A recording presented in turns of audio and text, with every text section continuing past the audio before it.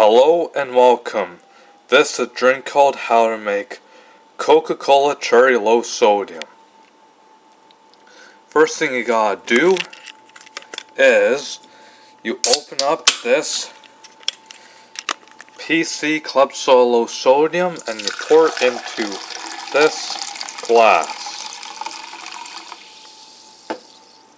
And then last but not least, you open up this can of Coca Cola Cherry and you pour it into this glass.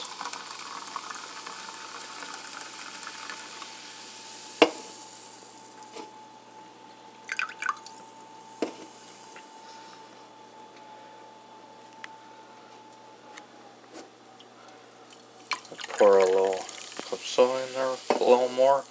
And here is your Coca Cola Cherry Low Sodium. Enjoy it, folks.